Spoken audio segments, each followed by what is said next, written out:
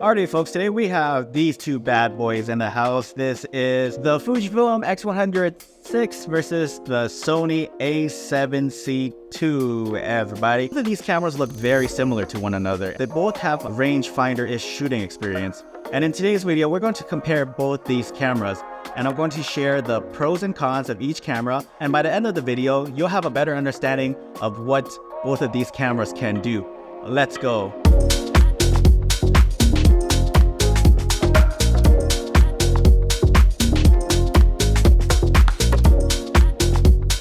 When comparing sizes, both of these cameras are very similar in size, albeit it varies when you add on different Sony lenses. The Fujifilm X100vi is slightly taller than the Sony A7Cii II, which is surprising since the Sony A7Cii II has the full-frame sensor inside. However, the Sony A7Cii II is a bit thicker. It does house the bigger Sony battery, and it does have a protruding hand grip right here. That is something that the X100vi doesn't have, and in my opinion, it's my least favorite camera to hold in the name of aesthetics. But it's fine though. If you're not satisfied with how your camera feels right out the box, you can always purchase a small rig hand grip like I did for both of these cameras, and it will make your shooting experience that much better. I promise you that. Looking at the top of both of these cameras, you got your standard exposure compensation dials. You got your shutter button, you got your exposure compensation dial, and for the Sony, it's the spam dial, and for the X100vi, it is the dial to control your shutter and your ISO. And if you want to change your ISO, you will need to pull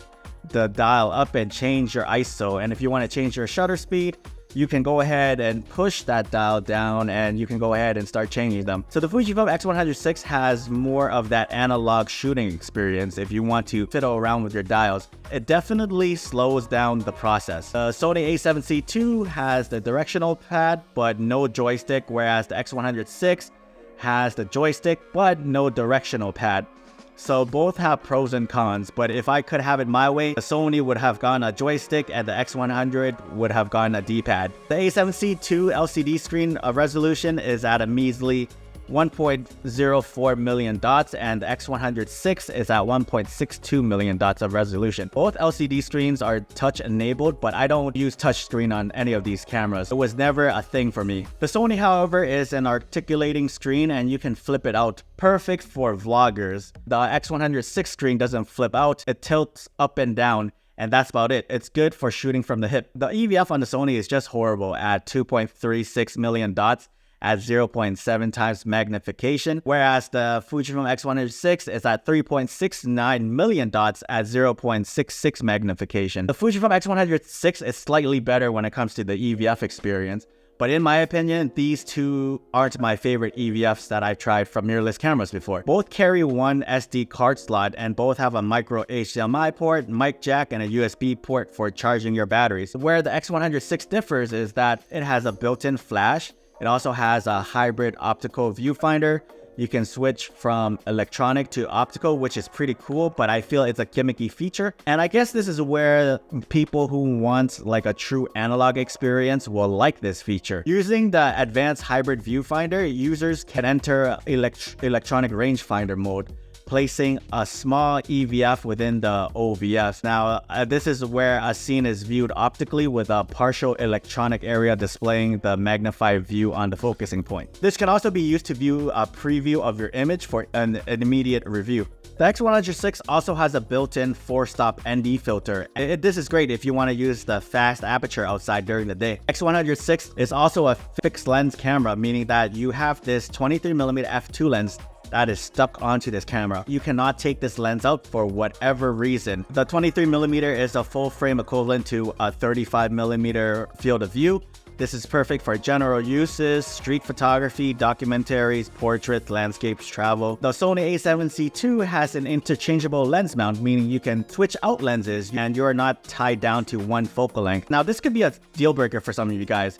Are you okay with spending X amount of dollars and be okay with not being able to switch to different focal lengths? Now, this is something to think about because it is a lot of money investing into a camera that can't change lenses. What if you decide to want something different? The Fujifilm X100vi is also a 40 megapixel camera, whereas the A7C II is a full frame 33 megapixel sensor. Both are equipped with their latest processor, respectively. The X100vi has the latest X-Trans 5 processor, and the A7C II has the Bion's XR processor and a dedicated AI processing engine. What this means is better autofocusing and tracking performances coming from the Sony. Now, both cameras have IBIS. The Sony has 7 stops and the Fujifilm has 6 stops. You can also do digital stabilization to further stabilize your footage, or active steady for the Sony. The Sony A7C II's maximum shutter speed is at 1/4000th of a second, whereas the X100vi can go as high as 1/180,000th of a second with the electronic shutter. Now, this is very handy for me because whenever I want to shoot something wide open, a 1/4000 isn't good enough, especially here where everything is bright and sunny. The electronic shutter allows me to go faster than 1/4000, and this has been a lifesaver. And I feel this is quite annoying that the A7C II can't go higher than 1/4000 of a second. Even 1/8000 of a second would have been nice. So for the battery life, I feel both are good. I'm a photographer, so primarily I use these cameras for photos. I know that when I shot short video clips on my X100vi and use it for my travel photos, my battery drained a lot faster. So your mileage may vary once you include 4K filming into the mix. For both batteries, I can go out for a day, 3 to 4 hours of shooting and still won't need to change batteries.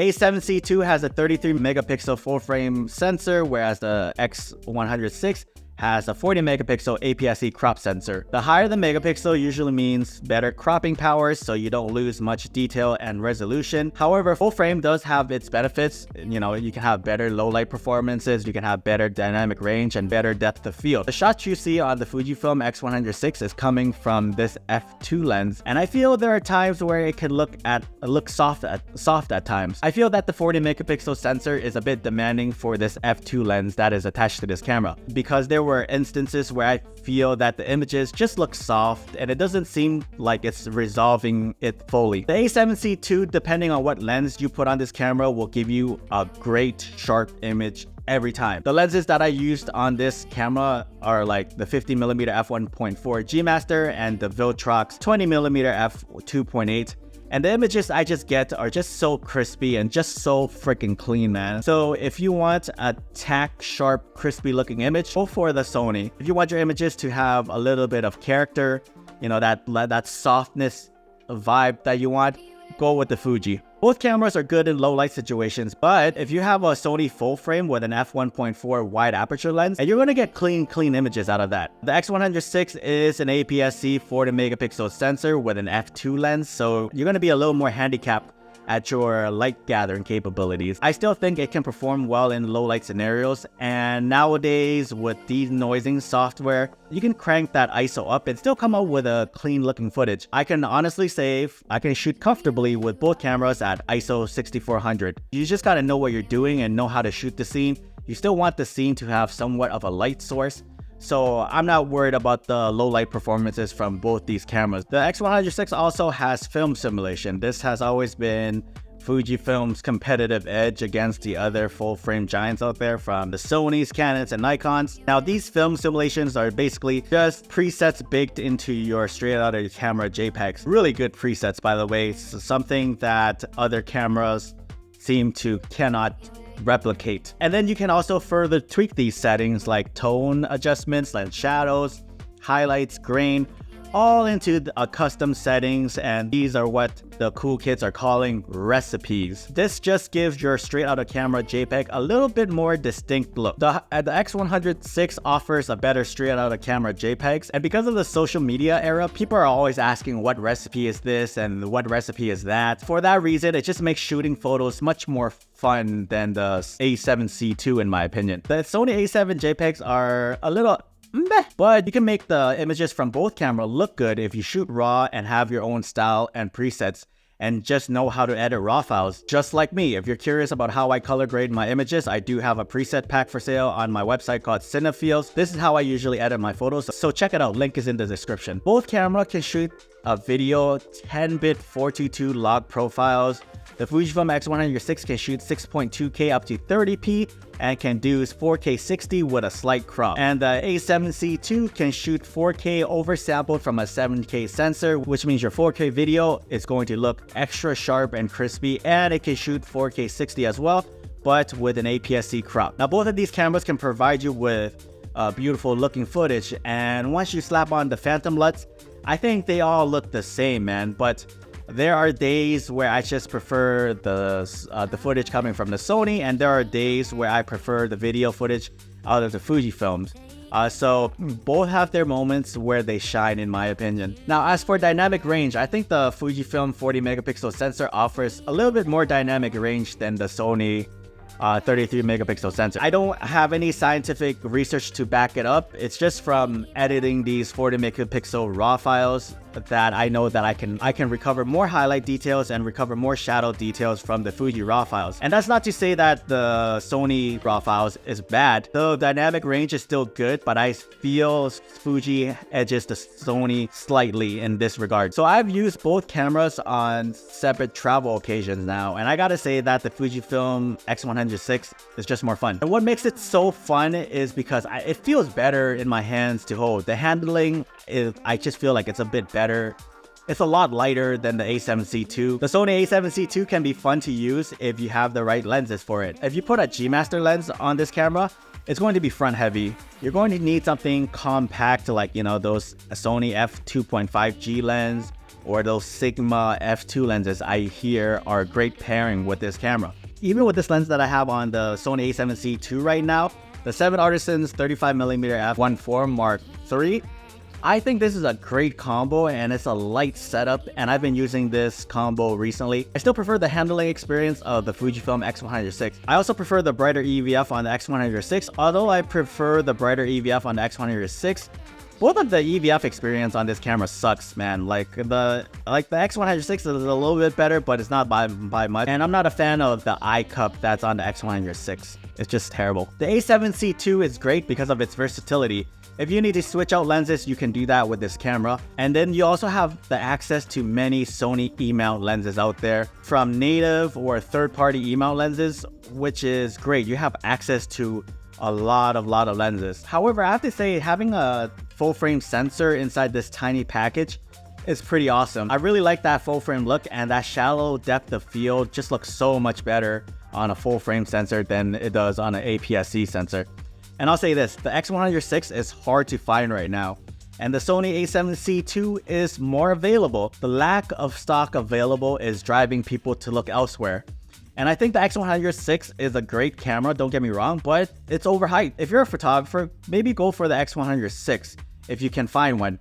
If you're more of a hybrid shooter and you want to do more video, go for the Sony A7Cii. But honestly, you can't go wrong with both. You just gotta pick one that vibes with you the most. But yeah, let me know your thoughts. Which one would you pick? The X100vi or the Sony A7Cii? Let me know your thoughts down in the comment section below. And if you're interested in any of these cameras mentioned in this video, I'll leave the links to it down in the description as well. If you found this video helpful, consider subscribing for more Fuji and Sony content. And thanks so much.